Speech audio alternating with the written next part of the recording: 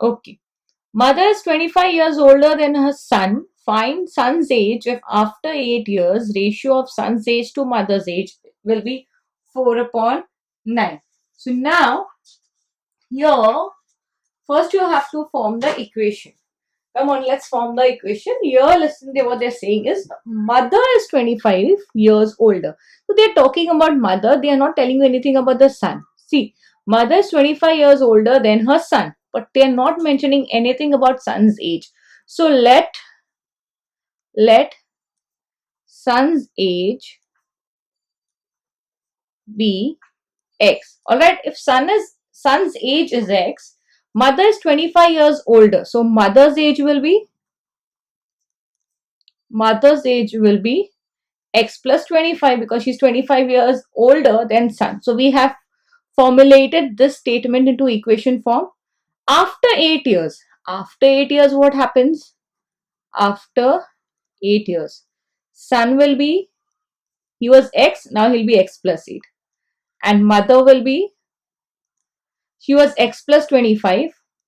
Now after 8, she'll be again plus 8. After 8, it is X plus 25 plus 8. That will be X plus, say, 33. Correct? X plus 33 and mother's age is, son's age is X plus 8. Now that is also done. Now, after 8 years, ratio of son's age to mother's. Ratio of son's age to mother's age is 4 upon 9. Okay. See, first they told us that, mother's 25 years older. We did that. Then they said after 8 years, we did that. Now they are saying son's age to mother's age is 4 upon 9. So son's age is what? X upon 8. X plus 8.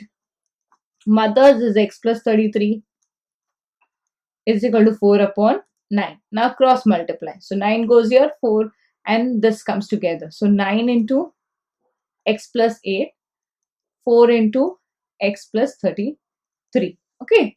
So 9 into X plus 8, 4 into X plus 33. So 9 into, let's multiply. 9 into X, 9X. 8 9s are 72. 4 into X is 4X. 33 into 4 is 132. Okay, so like terms together, 9X plus 4X comes on this side, it becomes minus 4X. 132 plus 72 goes on other side, minus 72. So 9 minus 4 is 5X. 132 minus 72 is 60. So X is 60 upon 5. This 5 which is together, it comes down. 60 upon 5. 5 ones are 5, 12s are. So value of X is 12. So what we had taken as X, son's age, right? See, let son's age be X. So son's age was X. That means now whose age is 12? Son's age is 12 because we had already mentioned we had been son's age as X. So they are in the question they are asking us, find son's age. Okay. So answer will be son's age is 12 years. That's it. Okay. Second sum. The denominator of a fraction is greater than its numerator by 12. Now the denominator is so and so. Okay. They're talking about denominator. They're not telling us anything about numerator. So let the numerator be X. Let the numerator be X. Now they're saying denominator is greater than its numerator by 12. Therefore, denominator will be X plus 12. Got it? If the numerator is decreased by 2, so the numerator has to be decreased. I'll write N for numerator. Numerator is decreased by 2, so it was X, so I write X minus 2. And the denominator is increased by 7. So denominator was X plus 12. So if you have to increase by 7, so I write plus 7. So it becomes X plus 19. Okay. The new fraction is equivalent to 1 upon 2. New fraction is 1 upon 2. So my numerator is this and my denominator is this. So how will I write it in fraction form? X minus 2, X plus 19 is equal to 1 by 2. Equivalent to 1 by 2, right? So this is a new equation. Again, I'm repeating. The denominator of a fraction is greater than its numerator by 12. So let the numerator be x, because that's nothing has been told about the numerator. They're telling us only about the denominator. So let the numerator be x. Denominator is greater by 12, so it's going to be x plus 12. Okay. Now they're saying if the numerator is decreased by 2, that is x minus 2 because it was x. Denominator is increased by 7. So x plus 12 plus 7. Now when you add this 12 plus 7, you get 19. So our numerator is x minus 2. Our denominator is x plus 19. So numerator, denominator, the new fraction is equivalent to 1 upon 2. Now find the fraction. Now find the fraction means solve this equation. 2 goes here. 2 into x minus 2. And with 1 we have x plus 19. Now let's solve. 2 into x, 2x, minus 2 into 2, 4. 1 into x, x, plus 19 into 1, 19. Now what we do is take the like terms together. So 2x, this plus x comes this side is minus x. 19, minus 4 goes that side, it's plus 4. Alright, 2x minus x is x. 19 plus 4 is 23. So it is 3. Alright, now this is our numerator which we had denoted by x. Now our numerator is 23. Therefore, numerator is 23. Denominator was what? X plus 12. That is 23 plus 12 is equal to 35. Alright.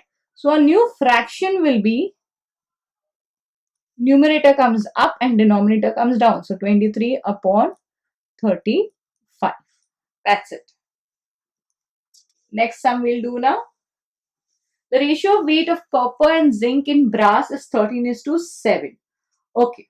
Ratio is given to us over here. They are not saying the exact quantity. They are telling us the ratio over here. So what we'll have to do is ratio is 13:7. So the ratio of copper and brass is copper and zinc. That is copper and zinc. Okay, copper and zinc is 13:7. So copper will be 13x. Why I'm taking x? Because this is not the exact value. It is the ratio. Zinc will be 7x. Okay. Find the weight of the zinc in a brass utensil weighing 700 grams. Basically, brass, here you have zinc plus copper. Okay. Now zinc is 13x. Sorry, zinc is 7x and copper is 13x. Together the weight is 700 grams. So this is grams. This will be 13x. We don't know exactly. They're not saying 13 grams. They're just giving us the ratio. So that's why we have to take this x. So now when we solve, what we'll have to do, 13x plus 7x is equal to 700 grams. Okay, so 700 only we'll take. 13x plus 7x is equal to 700. Why we have done this? See, together zinc plus copper. Zinc is 7 and copper is 13. So 13 plus 7 is equal to 700. 13 plus 7 is 20. Therefore 20x is equal to 700. X is equal to 700 upon 20. 0, 0 gets cancelled. 2 1s are, 2 3s are 6 and 2 5s are. So x is equal to 35. Okay. X, the value of x is 35. Our copper was 13x and zinc was 7x. And they are asking us about zinc. So our zinc is how much? 7x. And the value of x is 35. So we'll insert it here. So 35 into 7. 7 5s are 35. 7 3s are 21. 24. So 245 grams is the value of zinc. And if they ask you the value of copper, you multiply 35 with 13 and you get the value of copper. That's it.